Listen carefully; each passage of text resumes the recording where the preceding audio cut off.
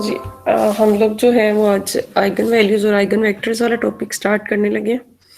इसमें सबसे पहले तो हमारे पास ये है कि हमने अगर आइगन वैल्यूज या आइगन वेक्टर फाइंड करने हैं तो हमें एक नॉन जीरो वेक्टर होना चाहिए हमारे पास। यहाँ पर ये जो वी हमने लिया हुआ है, ये वी एक नॉन जीरो वेक्टर लिया हुआ है हमने, ठीक है, जो कि सेटिस्फाई करे किसी इक्वेशन को कि A we is equal to हमारे पास आए लेमडा वी। इस इक्वेशन को हमने जो है वो लेके चलना है। ए वी को, ए यहाँ पर हमारे पास कोई भी मैट्रिक्स होगा, वी यहाँ पर वेक्टर होगा, लेमडा हमारे पास कोई स्केलर वैल्यू होगी, और अगेन दोनों साइड पे वी वाला वेक्टर तो सेम है, ठीक है। तो यहाँ फिर ये जो लेमडा होगा इसको हम कहेंगे कि ये हमारा जो है आइगन वैल्यू है उस मैट्रिक्स ए की, ठीक है। और जो वी है वो हमारा आइगन वेक्टर होगा उसी मैट्रिक्स ए का, corresponding to eigenvalue lambda. मतलब हमें इसमें जो है वो मेन दो चीजें रिक्वायर्ड है। एक तो हमें कोई मैट्रिक्स गिवन होगा, एक हमें वेक्टर गिवन होगा, और फिर वहां से हमने आइगन वैल्यू फाइंड करनी होगी। या फिर समटाइम्स ऐसे होता है कि आइगन वैल्यू गिवन होती है और मैट्रिक्स गिवन होता है और हमें कहा जाता है कि आइगन वेक्टर फाइंड करें, ठीक है। तो ये चीजें अब हम देखने जा रहे हैं। यहाँ पर हमारे पास एग्जाम्पल है सामने एक, इसमें हमारे पास 2 by 2 का एक मैट्रिक्स है ए, इसमें हमने एंट्रीज ली है 2 3 एंड 3 2। तो और वेक्टर वी हमने लिया है, उसमें हमने एंट्रीज ली है 1 1, हमने एंट्री इसकी ले ली है। अब ए और वी को अगर मल्टीप्लाई करें तो आप लोग इसको जरा करें मल्टीप्लाई ए और वी को, और मुझे बताएं कि क्या आ रहा है ए और वी को मल्टीप्लाई करने के बाद। जैसे मैट्रिक्स मल्टीप्लिकेशन करते हैं वैसे ही करें। जी मैम और वो कॉलम रो रो और कॉलम मल्टीप्लिकेशन बिल्कुल टू वन उसी तरह ही मैट्रिक्स मल्टीप्लिकेशन करें, पहले ए को लिखें फिर वी को लिखें, मल्टीप्लाई करें, जरा बताएं क्या आता है।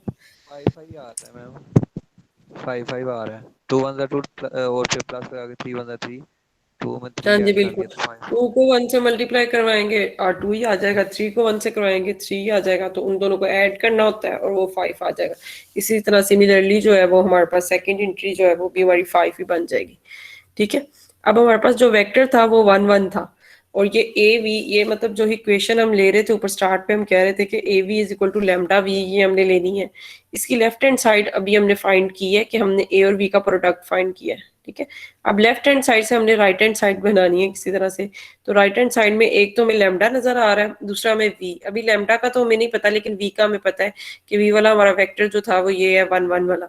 लेकिन अगर हम ये जो हमारे पास ए और बी को मल्टीप्लाई करवाने के बाद वेक्टर आ गया, ये आ गया है, इसमें हम अगर 5 को कॉमन ले लें तो हमारे पास दोबारा यही वी वाला वेक्टर बन जाता है, ठीक है। तो 5 को हमने जो है वो इसमें से वो ले लिया, कॉमन ले लिया, और बाकी हमारे पास ये वी वाला वेक्टर बन गया। तो इसको हम इस तरह से फिर लिख सकते हैं 5 इंटू वी, ठीक है। वी यहाँ पर 1 1 है और 5 हमारे पास ये वैल्यू आई है। अब यहाँ पर हम देख सकते हैं कि ये जो 5 वैल्यू आई है ये बेसिकली कौन सी वैल्यू है, ये इस लैम्डा की आइगन वैल्यू है वैल्यू। जो आइगन वैल्यू हम फाइंड करना चाह रहे थे। आइगन वैल्यू जो है वो किसी वेक्टर की नहीं होती, आइगन वैल्यू मैट्रिक्स की होती है। तो मींस ये जो हमने मैट्रिक्स ए वाला था उसकी आइगन वैल्यू हमारे पास आ गई है, और वो क्या है, 5 है, ठीक है। और v is an eigen vector corresponding to this eigenvalue, और ये जो v लिखा हुआ है ये इस आइगन वैल्यू के कोरिस्पॉन्डिंग हमारे पास क्या है, आइगन वेक्टर है। अब नेक्स्ट एक रिमार्क है हमारे पास कि note that the definition of eigenvector requires that v is not equal to zero. अब इसकी रीजन क्या है कि हम v को जो है वो नॉन जीरो ले रहे हैं। सिर्फ और भी बहुत सारे कॉन्सेप्ट्स हम लोग जब पढ़ते हैं, खासतौर पे किसी भी स्पेस का कॉन्सेप्ट हमने स्टार्ट करना हो तो हम स्टार्ट पे जो है वो नॉन जीरो कलेक्शन जो है वो लेके चलते हैं। यहाँ पर भी ऐसे ही है कि ये वी को हम जो है वो नॉन जीरो इस एक रीजन की वजह से लेके चल रहे हैं, क्योंकि जो हम इक्वेशन ले रहे हैं वो हम क्या ले रहे थे, इक्वेशन हमने यहाँ पर ऊपर ये जो डिस्कस की है इसमें हमने क्या कहा कि A we is equal to lambda V, ठीक है। ये चीज हमने लेके चली है। तो यहाँ पर अगर हम v को इक्वल टू जीरो ले लें तो वो तो नॉनसेंस हो जाएगा कि हमारे पास दोनों साइड जो है वो जीरो ही हो जाती हैं। तो वो तो हमेशा हमारे पास जो है होल्ड करेगी, उसमें हमारे पास फिर ये होगा कि लैम्डा की वैल्यू जो है वो कुछ भी हो जाए, ये दोनों साइड हमेशा इक्वल ही होनी है, क्योंकि दोनों जीरो है। तो लैम्डा की वैल्यू हम कुछ भी लें तो वो हमारे पास जो है वो हमारे हमेशा ये क्या आ जाएगी, जीरो ही आ जाएगी, ठीक है। तो on the other hand we can have lambda is equal to zero and V is not equal to zero. अब वो कहते हैं कि ऐसा हमने ये बात तो हमें पता चल गई कि हम वी को नॉन जीरो क्यों ले रहे हैं, जीरो क्यों नहीं ले सकते, लेकिन लैम्डा जो है वो जीरो हो सकता है, मतलब जो आइगन वैल्यू है वो जीरो हो सकती है। उसके लिए ये देख लेते हैं हम लोग एक एग्जांपल नेक्स्ट जो है हमारे पास उसको देख लेते हैं। यहाँ पर हमने कंसीडर किया है आइगन वेक्टर 1 और -1 ऑफ अ मैट्रिक्स ए वाला वही मैट्रिक्स हम ले रहे हैं जो हमने ऊपर लिया था, ये 2 3 और 3 2 वाला वेक्टर। अब हमने चेंज कर दिया, वेक्टर पहले 1 1 था हमारे पास, अब हमने 1 -1 ले लिया। What is the eigen value, इसकी जो है वो आइगन वैल्यू हमें कहा गया है कि फाइंड करें कि आइगन वैल्यू क्या है। ठीक है, अब सबसे पहले तो हमारे पास क्या है कि eigen vector are not unique. अच्छा ठीक है, अब ये जो है ना ये कुछ एक्सरसाइजेस बेसिकली हमें दी हैं कि अब इसके लिए अगर आप शो करें, जैसे अभी ये एग्जांपल हमने फाइंड की, यहाँ पर आइगन वैल्यू फाइंड की इन दोनों को मल्टीप्लाई करवाने के बाद ए और बी को, तो ये आपने करनी है इसकी प्रैक्टिस कि आप वेक्टर चेंज कर देना है, ए को इस वेक्टर से 1 -1 से मल्टीप्लाई करवाना है। और बताएं जरा, आप भी कर लें, ये पहली एक्सरसाइज तो बहुत ईजी है। और मुझे बताएं कि जरा आइगन वैल्यू क्या आएगी। मैट्रिक्स आपने 2 3 और 3 2 वाला लेना है और वेक्टर आपने ये लेना है 1 -1 वाला। और इसको जरा चेक करें कि क्या आती है, इनको मल्टीप्लाई करवाने के बाद आइगन वैल्यू क्या बन रही है।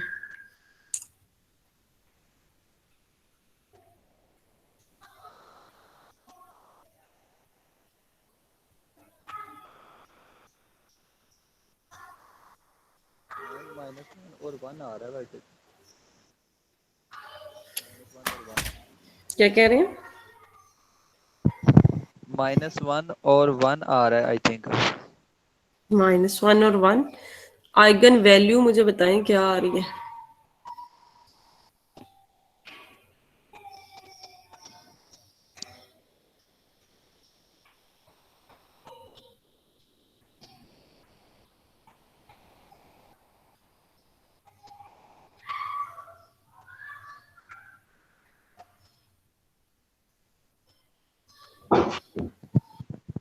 वन नहीं आ जाएगी? 1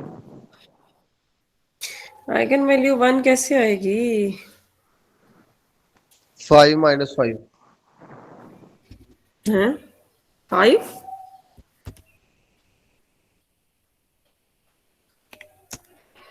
देखिए मैट्रिक्स मल्टीप्लिकेशन करना भूल गए हैं तुम लोग। 2 को 1 से मल्टीप्लाई करेंगे 2 आएगा, 3 को -1 से मल्टीप्लाई करवा रहे हैं तो -3 आ रहा है। यहाँ से आपके पास आ गया -1। और सेकंड एंट्री इसकी क्या आ रही है, 3 को 1 जी से मैम। करवाएंगे 3 और 2 को -1 और 1 आ रही है आपकी एंट्रीज, लेकिन आपका मैं वही वेक्टर बता क्या है वो 1 -1 है। तो इसका वन मतलब है कि इस इससे कौन सी चीज हम कॉमन लें, -1 कॉमन लेंगे, तब भी ये 1 -1 बनेगा ना, जो मल्टीप्लाई करवाने के बाद आया हमारे पास। जी जी मैम, -1 ठीक है मैम। हाँ, क्योंकि ए वी को हमने इक्वल करना है लैम्डा वी के, लैम्डा की वैल्यू तो हमने फाइंड करनी है लेकिन वी तो बनना चाहिए ना, वी बनाया हमने तो लैम्डा की वैल्यू ऑटोमेटिकली आ गई, वो -1 है। जी जी मैम, माइन ओ।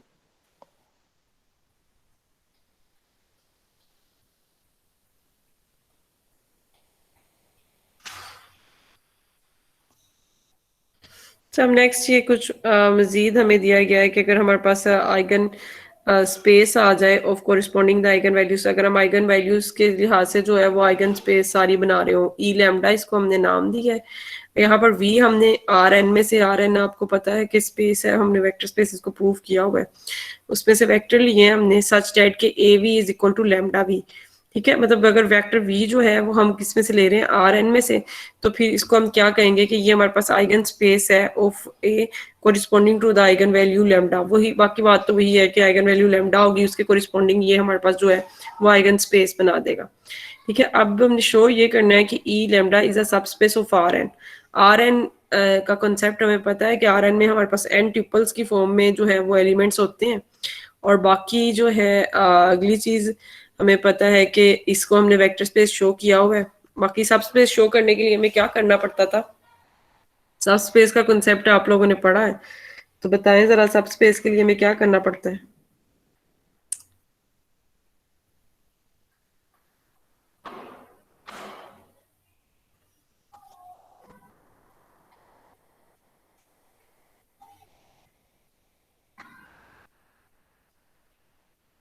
मैं वही 5 प्रॉपर्टी वाली वही शो करेंगे। सब स्पेस के लिए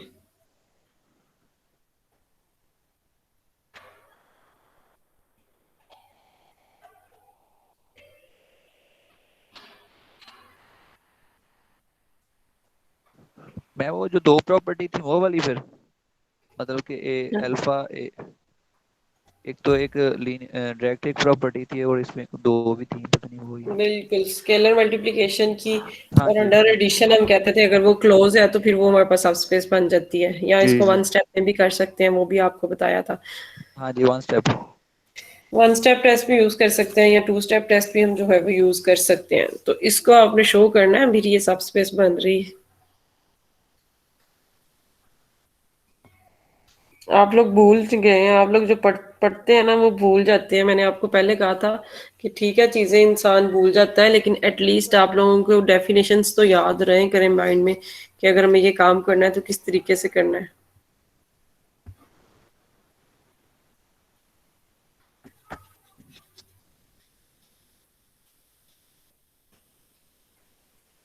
अब यहाँ पर ये देखिए, नेक्स्ट एक मैट्रिक्स है। इसे हमें काफी इंपॉर्टेंट जो है वो रिजल्ट पता चल रहा है कि जरूरी नहीं है कि हर मैट्रिक्स के लिए कोई ना कोई एक आइगन वैल्यू जो है वो एग्जिस्ट कर रही हो। अब मैट्रिक्स हमें दिया है 0, -1, 1 और 0। अब हमें पता है कि इसके कॉरस्पॉन्डिंग जो है हम इसको ट्रिग्नोमेट्रिक एंगल्स की फॉर्म में लिखने लगे हैं।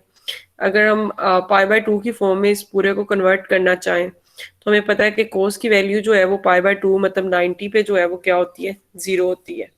ठीक है। और साइन की वैल्यू π/2 पे 1 होती है। अगर हम माइनस साइन π/2 ले लें तो वो हमारे पास फिर -1 हो जाएगी। इसी तरह नेक्स्ट 1 है तो वो तो साइन π/2 ही आ गया। और अगेन फिर हमारे पास 0 आ रहा है तो उस पर हमने कोस π/2, मतलब इसको पूरे को हमने π/2 की फॉर्म में जो है वो कन्वर्ट कर लिया। ठीक है। अब क्वेश्चन यहाँ पर ये राइज हो सकता है कि -1 अगर हम ले रहे हैं तो साइन जो है वो -1 वैल्यू देता है, और उस पे जो है वो 3π/2 पे। लेकिन हम सारे को π/2 में कन्वर्ट कर रहे हैं, इसलिए हमने माइनस साइन जो है माइनस बाहर ले लिया है, और साइन की वैल्यू π/2 पे ली है, वो 1 आ जाएगी। और फिर साथ माइनस मल्टीप्लाई होगा तो वो -1 हमारे पास बन जाएगा। ठीक है। अब हमारे पास जो है ये काउंटर क्लॉकवाइज, आपको पता है कि हम काउंटर क्लॉकवाइज ही वो या एंटी क्लॉकवाइज ही डायरेक्शंस में एंगल लेते हैं। जब भी हम ये ट्रिग्नोमेट्री का डिस्कस कर रहे होते हैं, अगर हम क्लॉकवाइज लें तो इनके साथ जो है वो नेगेटिव साइंस आ जाते हैं। लेकिन हम एंटी क्लॉकवाइज ही जो है वो एंगल्स को डिस्कस करते हैं, और वो एक्स एक्सिस जो हमारा पॉजिटिव एक्स एक्सिस है उसके साथ हम जो है वो एंटी क्लॉकवाइज डायरेक्शन में जो है वो एंगल लेते हैं। तो एंगल यहाँ पर हमने क्या लिया है, π/2 लिया है। Apart from 0 there is no vector which is mapped by A to the multiple of itself. अब यहाँ पर हमारे पास ऐसा कोई भी मल्टीपल हम बना नहीं सकते इन वेक्टर्स का कि इसको हम जो है वो बना सके। मतलब अगर 0 हम लेते हैं तो फिर तो 0 लेते हैं तो फिर हम जो है वो कहेंगे कि हम ए वी जो है वो लैम्डा वी के इक्वल जो है वो प्रूव कर ले। लेकिन उसके अलावा कोई भी ऐसा वेक्टर पॉसिबल नहीं है जो यहाँ से हमारे पास जो है वो दोबारा वही वैल्यू जो है वो बना दे। ठीक है।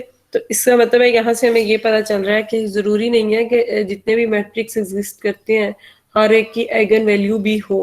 ठीक है। तो आइगन वैल्यू होना जो है वो नेसेसरी नहीं है, कुछ मैट्रिसेस ऐसे भी आ सकते हैं जिनकी आइगन वैल्यू ना हो।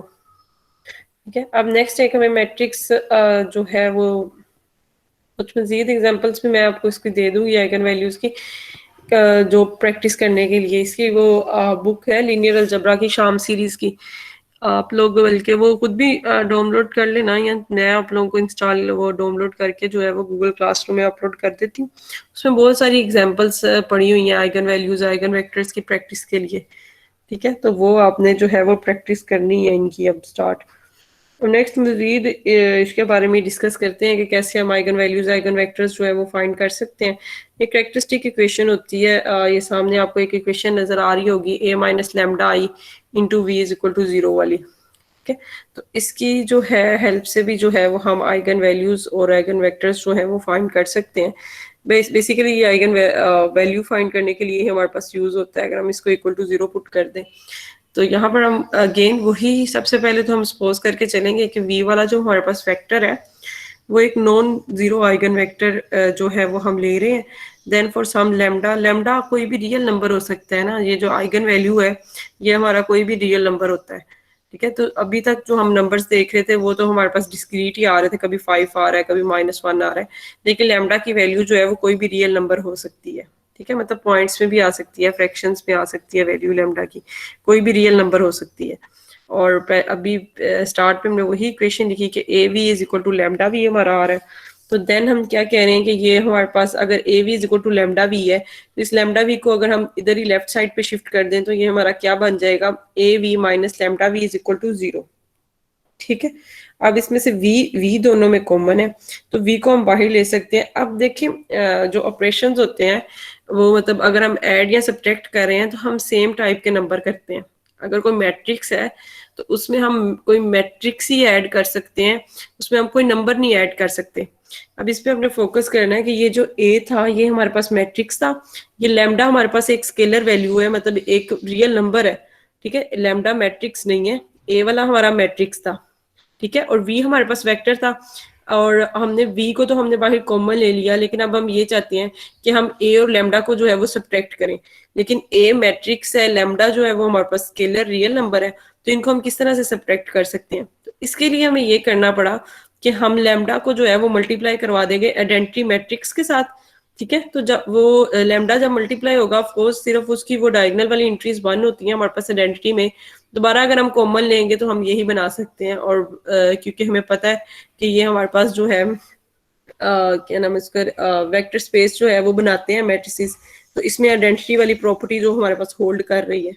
ठीक है, और ये ग्रुप का भी अगर हम आप लोगों को ग्रुप्स में भी याद हो कि हमने ग्रुप्स में भी प्रूव किया हुआ है कि मैट्रिसेस जो हैं वो हमारे पास जो है वो अंडर एडिशन जो है वो ग्रुप बनाते हैं। तो वहां से भी हम यूज कर सकते हैं कि इसकी एडिटिव आइडेंटिटी को उसके साथ हमने मल्टीप्लाई करवाया तो उससे कोई फर्क नहीं पड़ेगा। तो ये हमने किया कि नेचर इनकी सेम का, अगर क्वेश्चन ये हो कि आइडेंटिटी से मल्टीप्लाई करवाने की जरूरत क्या है, क्योंकि दोबारा वही बन जाता है हमारे पास। तो इसकी मेन रीजन यही थी कि हमने इनकी नेचर सेम करनी थी। अगर तो दोनों मैट्रिक्स होते तभी हम इनको सब्ट्रैक्ट कर सकते थे, नहीं तो एक मैट्रिक्स में से एक स्केलर नहीं निकाल सकते हम। ठीक है, तो इसलिए फिर हमने यहाँ पर आइडेंटिटी को मल्टीप्लाई करवा दिया लैम्डा के साथ, और फिर ये हमारे पास आ गया a minus lambda I v is equal to 0। अब हमें पता है कि दो अगर हमारे पास नंबर्स हों, इसको हमने रियल में भी प्रूव किया था कि अगर a और b हमारे पास दो से क्वांटिटीज है या दो टर्म्स है जिनका प्रोडक्ट 0 आ रहा है, तो फिर मस्ट है कि उन दोनों में से एक जो है वो 0 जरूर होगी। अब देखें, इन दोनों में से एक चीज ऐसी है जिसके बारे में हमें कंफर्म है कि जो वो 0 नहीं है। वो क्या है? ये v वाला वेक्टर। क्योंकि हम स्टार्ट पे लेके चल रहे हैं कि v is not equal to 0। इसका मतलब है कि अगर इन दोनों का प्रोडक्ट 0 है तो ये a माइनस लैम्डा आई वाली जो टर्म है इसकी वजह से 0 बन रहा है, v की वजह से 0 नहीं बन रहा। v के बारे में तो हमें श्योरिटी है कि वो हमारा जो है वो नॉन 0 है। तो यहाँ पर हमने यही कहा कि v is non trivial solution to the homogeneous system of equation are determined by the square matrix. अब ये स्केयर मैट्रिक्स है, स्केयर मैट्रिसेस को ही हम डील कर रहे थे। ये हमारे पास ए वाले अभी अपने ऊपर जितने भी मैट्रिक्स लिए हैं वो स्केयर मैट्रिक्स है। अच्छा, यहाँ पर एक क्वेश्चन इंपॉर्टेंट है जो आपको पूछना चाहिए था कि ये आइडेंटिटी वाला जो मैट्रिक्स ले रहे हैं इसका ऑर्डर क्या लेंगे? इसका ऑर्डर वही सेम हम लेंगे जो हमारा ए वाले मैट्रिक्स का ऑर्डर होगा। अगर ए वाला हमारा 2x2 का है तो आइडेंटिटी वाला मैट्रिक्स भी हम 2x2 का लेंगे, जिसमें हमारे पास 1 0 0 1 होगा। इसी तरह अगर ए का ऑर्डर जो है वो 3x3 है तो आइडेंटिटी का भी वही ऑर्डर लेंगे हम लोग जो हमारे पास उस ए वाले मैट्रिक्स का ऑर्डर हमें गिवन होगा। ठीक है, तो अब यहाँ से हमारे पास जो इक्वेशन बन गई है वो ये बन गई है कि ए, हम कह रहे हैं कि ए माइनस लैम्डा आई जो है इसको अब हमने देखना है कि ये इसकी वजह से ये जो है वो हमारा 0 हो रहा है। This can only happens. अब देखेंगे अगर ये हमारे पास कब हो सकता है कि इन दोनों का हम जो है वो सब्ट्रैक्ट करें और वो 0 के इक्वल आए। अगर हम कहें कि इसका जो डिटर्मिनेंट है ए माइनस लैम्डा आई का वो इक्वल टू क्या आ जाए हमारे पास 0। If lambda is a real number such that determinant of a minus lambda is equal to 0, this means exactly that there is a non-trivial solution to a minus lambda I v is equal to 0. कहते हैं कि फिर हमें exactly हमें पता चल जाएगा कि हमारे पास जो है वो क्या आ रहा है, एक नॉन ट्रिवियल सोल्यूशन आ रहा है। नॉन ट्रिवियल का कंसेप्ट आप लोगों को ऑलरेडी पता है कि ट्रिवियल हम ज्यादातर जो है वो 0 0 वाले केसेस या जो आइडेंटिटी वाले केसेस हैं किसी में भी अगर हम बात कर रहे होते हैं जैसे ग्रुप्स में हम करते थे तो अंडर एडिशन अगर हम बात कर रहे होते थे तो वो हमारे पास 0 आ जाता था वो ट्रिवियल वाले केस में, और अगर हम अंडर मल्टीप्लिकेशन बात कर रहे होते थे तो वो 1 हमारे पास आ जाता था ट्रिवियल वाले केस में। लेकिन नॉन ट्रिवियल जो है मतलब जो कोई भी जो आइडेंटिटी हो उसके अलावा हट के अगर हम बात करें सोल्यूशंस की तो वो नॉन ट्रिवियल सोल्यूशंस होते हैं। ठीक है, तो यहाँ पर हम क्या कह रहे हैं कि ये eigen values v is not equal to 0 is an eigen vector. मतलब लैम्डा के बारे में अब हम बात कर रहे हैं कि वो हमारे पास जो है वो नॉन ट्रिवियल सोल्यूशन होगा।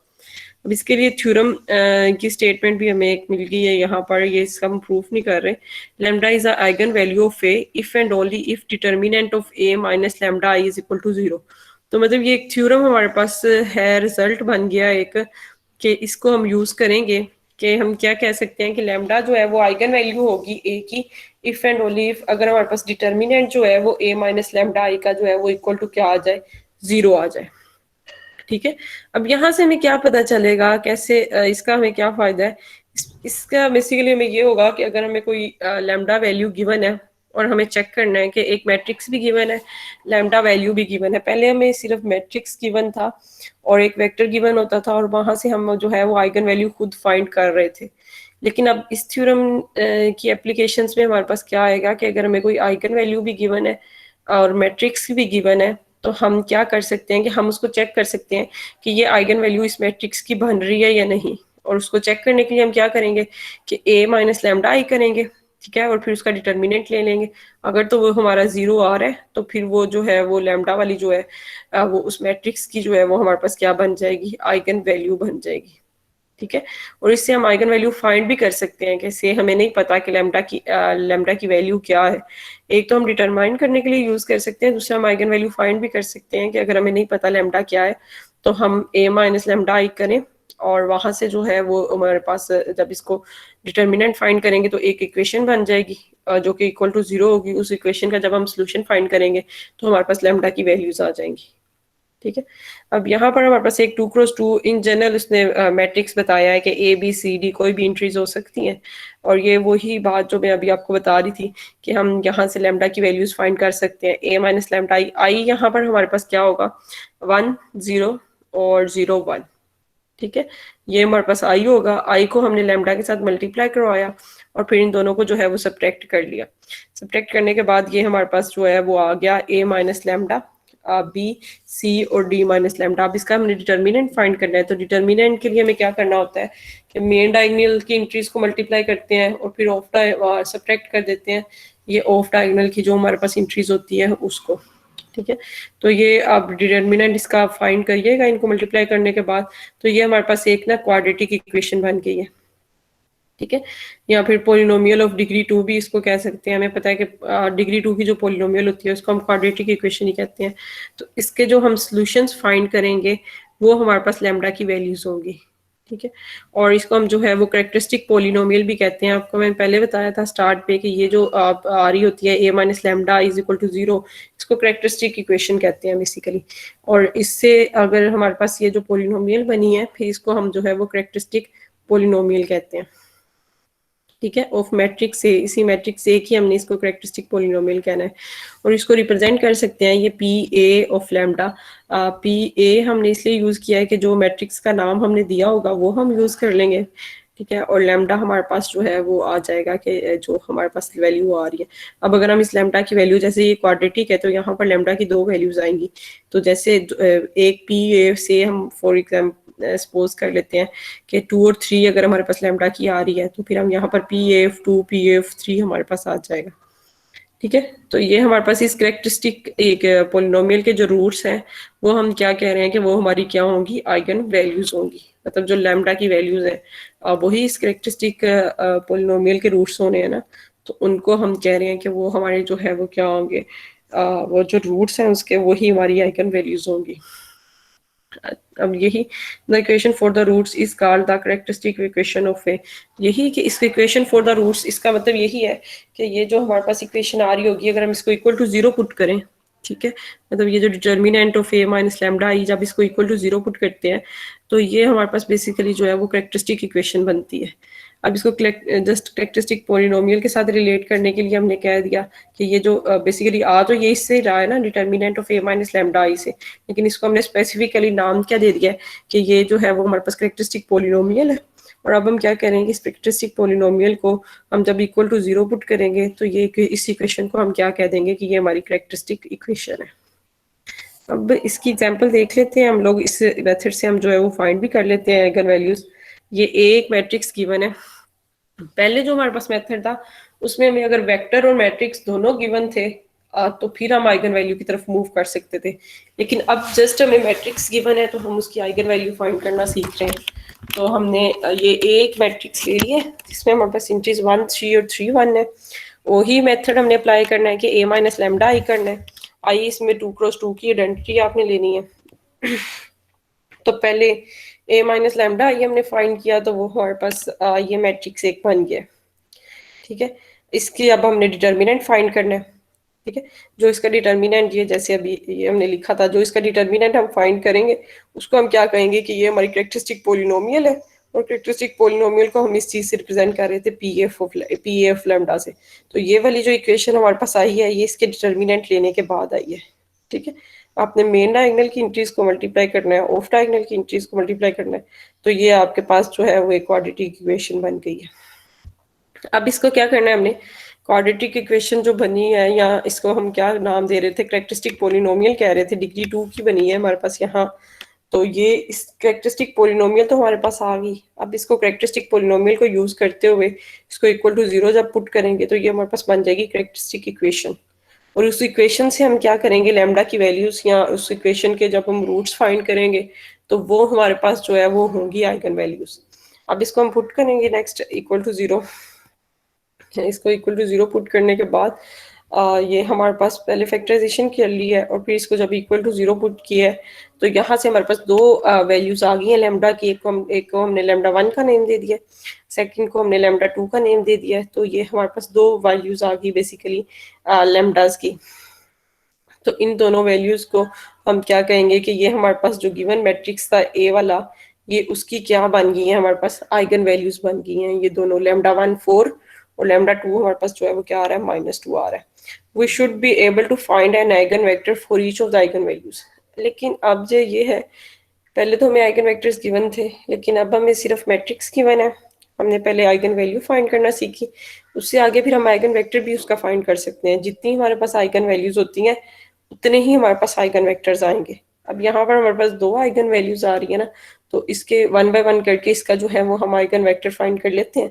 पहले हम लैम्डा 1 के लिए फाइंड कर लेते हैं, लैम्डा 1 इज इक्वल टू 4 के लिए वही इक्वेशन हम यूज करेंगे, a minus lambda I into v is equal to 0, जो भी यहाँ पर हमने ऊपर बनाई थी, जो हम पहले भी यूज कर रहे थे एग्जैक्टली ये वही इक्वेशन है कि ये यहाँ से हम लेके चल रहे हैं ना कि A we is equal to lambda v था, फिर हमने जस्ट इसको लेफ्ट साइड पे शिफ्ट कर दिया था तो हम इसी इक्वेशन तक पहुंच गए थे। अब इसी इक्वेशन को हम यूज करते हुए इस वी की जो है वो वैल्यू फाइंड आउट कर सकते हैं। ठीक है, तो इसकी वी की वैल्यू फाइंड कर लेते हैं। ए का भी हमें पता है, लैम्डा भी हमने फाइंड कर लिया, तो ए की अननोन चीज रहेगी इक्वेशन में वी, तो उसको भी अब हम जो है वो फाइंड आउट कर लेते हैं। ठीक है, अब वी जो है वो हमने खुद से सपोज कर लिया कि x1 x2 है, और इसकी वैल्यूज जो है वो हमें फाइंड करनी है x1 और x2 की। a माइनस लैम्डा आई, अब जहां जहां हमारे पास लैम्डा था, देखें यहाँ पर इसमें जहां जहां हमारे पास लैम्डा था वहां हम क्या पुट कर रहे हैं, अभी लैम्डा की वैल्यू हम 4 ले रहे हैं, तो 1 माइनस 4 आ जाएगा, 3 ऐसे का ऐसे, ये भी ऐसे, और यहाँ भी 1 माइनस 4 आ जाएगा। तो ये हमारे पास जो है जो बन गई है, यहाँ पर हमारे पास -3 आ जाएगा, इधर भी -3 आ जाएगा, और वी वेक्टर साथ ऐसे ही मल्टीप्लाई हो रहा है हमारे पास। ठीक है, और ये इक्वल टू नल वेक्टर है।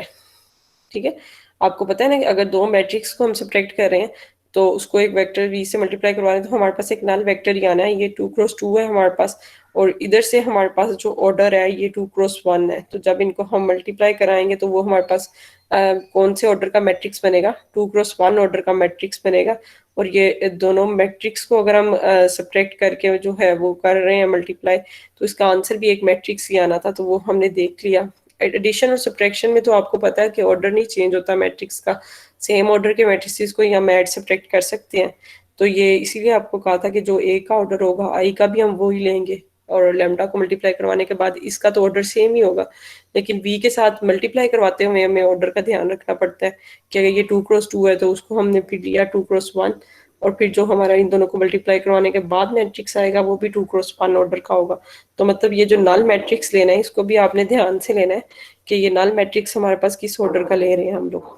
ठीक है, ये जीरो वैसे वाला जीरो नहीं है, ये नल वाला जीरो नल वेक्टर है कि जो उस वेक्टर स्पेस पे डिपेंड कर रहा होगा कि हम कौन से मैट्रिसेस ले रहे हैं। तो ये हमारे पास 0 0 आ गया।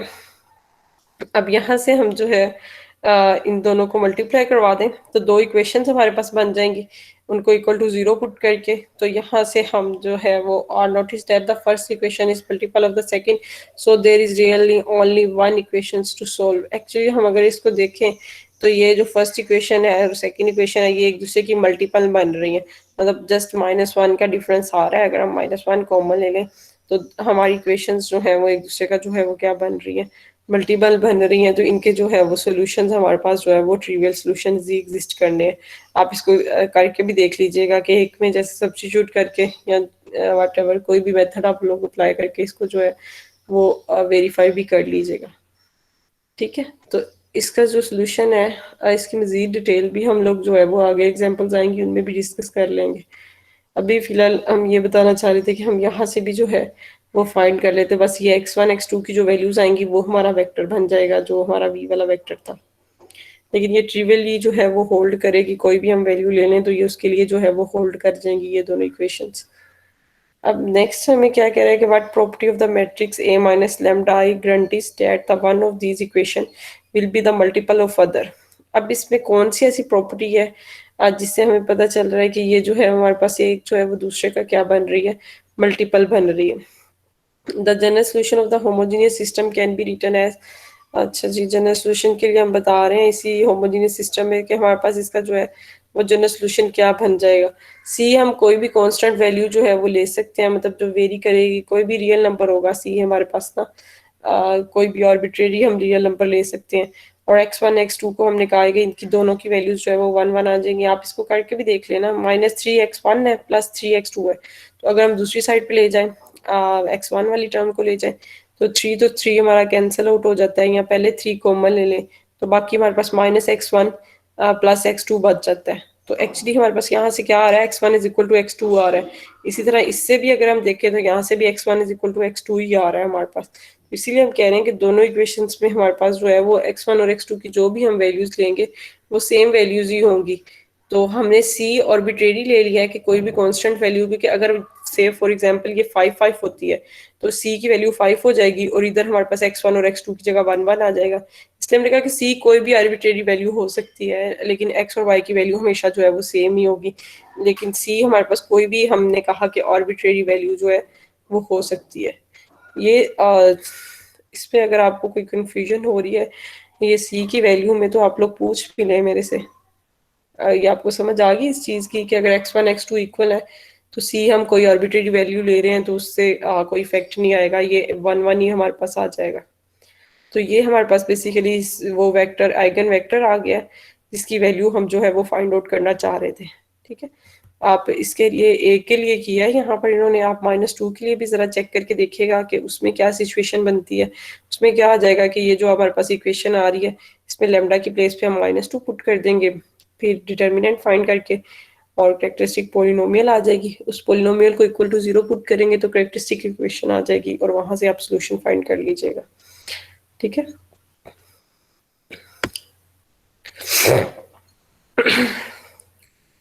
तो फाइनली जो हमारे पास आइगन वेक्टर, फिर जो अभी हम केस डिस्कस कर रहे थे उसमें हमारे पास जो है वो आइगन वेक्टर v1 जो है वो 1 1 आया है कि c तो कोई भी आर्बिट्रेरी वैल्यू हो सकती है। जब हमने कहा कि c कोई भी आर्बिट्रेरी वैल्यू हो सकती है तो यहाँ पर हमने c को अगर 1 चूज करते हैं तो फिर हमारा आइगन वेक्टर ये होगा, लेकिन अगर हम c को 2 चूज करते हैं तो हमारा आइगन वेक्टर में 2 2 आ जाएगा, अगर 3 करते हैं 3 3 आ जाएगा।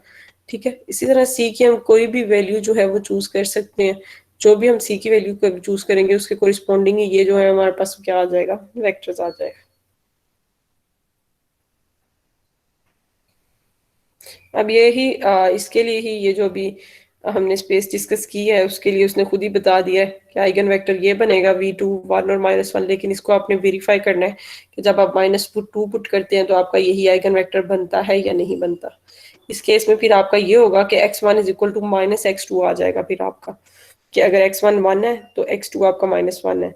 तो ये इसी तरह से ये आपने वेरीफाई करके देख लेना है कि λ2 जब -2 पुट करेंगे तो ये आपका आइगन वेक्टर बन रहा है या नहीं बन रहा। ठीक है, नेक्स्ट है आपके पास एक और एक्सरसाइज है कि find the eigen values corresponding to the eigen vector of the matrix. Matrix given है, सबसे पहले आप क्या करें, जैसे अभी हमने किया है कि आइगन वेक्टर आपने फाइंड करना है, वो सॉरी आइगन वैल्यूज फाइंड करनी है। आइगन वैल्यू फाइंड करने के लिए क्या करेंगे कि a माइनस लैम्डा आई का जो डिटर्मिनेंट है उसको इक्वल टू 0 पुट करेंगे। ठीक है, पहले आप a minus lambda I find कर लिया करें फिर उसका डिटर्मिनेंट लिख लिया करें, तो वो ज्यादा इजी है। उसको फिर इक्वल टू 0 पुट करके वहां से आपने लैम्डा की वैल्यूज फाइंड करनी। लैम्डा की जब आपके पास वैल्यूज आ जाए फिर इसी प्रोसीजर को आप फॉलो करते हुए कि ये जो भी हमने आइगन वेक्टर के लिए किया था कि a minus lambda I into v is equal to 0, वी आप उसी तरह लेट कर लीजिएगा x1 x2 कोई भी वैल्यूज या कोई भी आप नाम दे सकते हैं।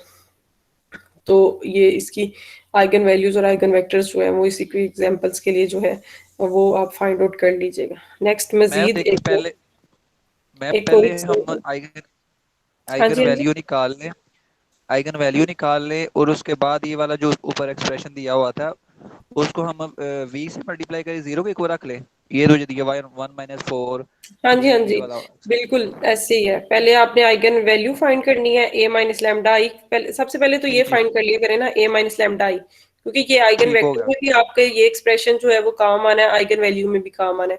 उसके बाद जब ठीक हो इसका आप गया। डिटर्मिनेंट लेंगे तो यहाँ से आपके पास ये कैरेक्टरिस्टिक पोलिनोमियल बन जाएगी। फिर इसका सोल्यूशन फाइंड करें।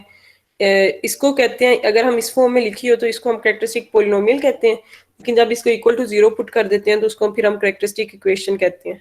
तो जो कैरेक्टरिस्टिक इक्वेशन या कैरेक्टरिस्टिक पोलिनोमियल के जो सॉल्यूशंस होते हैं उनको हम आइगन वैल्यूज कहते हैं।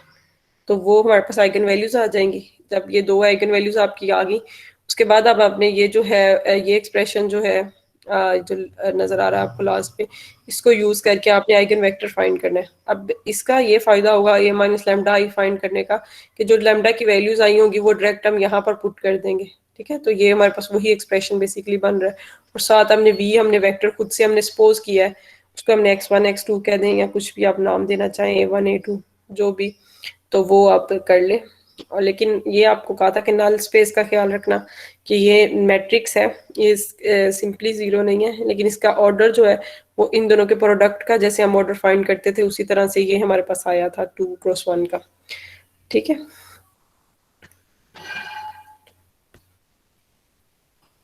इसी तरह ये एग्जांपल्स हैं, दो एग्जांपल्स हैं बल्कि तीन है। एक में एक तो फर्स्ट वाली तो यही है ना जो अभी हमने सोल्व किया है, उसमें हमने एक आइगन वैल्यू के लिए फाइंड कर लिया वेक्टर, दूसरी वाली आइगन वैल्यू -2 जो थी उसके लिए फाइंड करना है। और जो सेकंड एग्जांपल है उसमें आपने eigen value eigen vector complete ही फाइंड करना है। और थर्ड में भी ऐसे ही है कि आइगन वैल्यूज और आइगन वेक्टर्स जो है वो कंप्लीट ही आपने जो है वो इसका फाइंड करना है कि हमारे पास ये क्या आते हैं। और किसी को कोई कंफ्यूजन है इसमें तो डिस्कस कर ले, मेरे से पूछ ले। नहीं मैं वो पहले ना समझ नहीं आ रहा था कि आइगन वैल्यू क्या कर रहा है, साथ में वी भी ले रहा है, लेकिन ये पता चल गया अब कि आइगन वैल्यू निकाल के उसके बाद वी जो सपोज किया उसको इक्वल रख के जीरो के या हाँ जी हाँ जी जो भी बिल्कुल। पहले आपने आइगन वैल्यू फाइंड कर ली, मैंने आपको बताया जी कि जितनी आइगन वैल्यूज होंगी उतने आइगन वेक्टर्स आएंगे। तो जब आइगन वैल्यू हमारी आ गई है उसके बाद हमने आइगन वेक्टर की तरफ मूव किया है।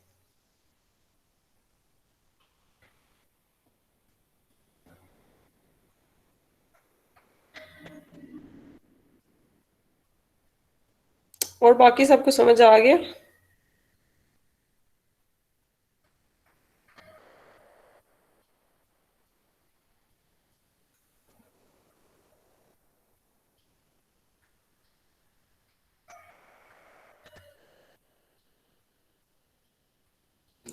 फरा आपने मैसेज पे लिखा हुआ है सी फिर 1 ही होगा, सी हमेशा 1 ही होगा बच्चे। हमने C1 ले लिया है, अगर हम C1 लेते हैं तो वो 1 1 हमारे पास वैल्यू बन रही है, लेकिन C1 के अलावा कुछ भी हो सकती है सी की वैल्यू। ऑर्बिट्रेरी कोई भी वैल्यू हो सकती है, 2 हो सकती है, 3 4 5 कुछ भी। वो तो वेक्टर से जब हम कॉमन लेंगे तो तभी बनेगा ना मैम वेक्टर, वो कॉमन ले लेते ना सी जो भी होगा। हाँ जी, क्योंकि वैल्यू इक्वल है ना, हमारे पास x1 और x2 इक्वल है तो सी हम कॉमन ले सकते हैं।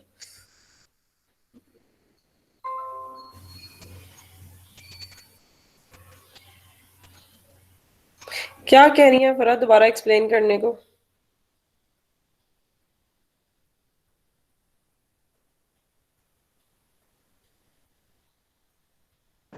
जो पहले किया वो बाकी दोबारा एक्सप्लेन कर, पता नहीं बाकी क्या कह रही सबको है। समझ आ गया। जुनेद, लुकमान, फाकत, शाहिद, जुहेब, सनाउर रहमान।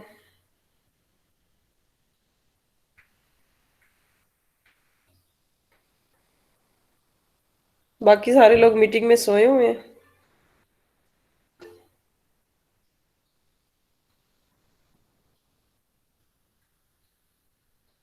तो जुनेद ने तो रिस्पॉन्स दे दिया, बाकी बाकी सब सोए हुए हैं मुझे लग रहा है।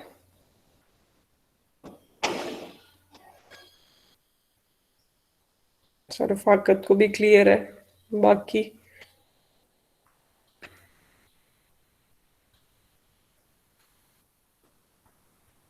सबसे फर्स्ट में क्या किया है फरा, क्या किया है, क्या आपको समझ नहीं आ रही बच्चे?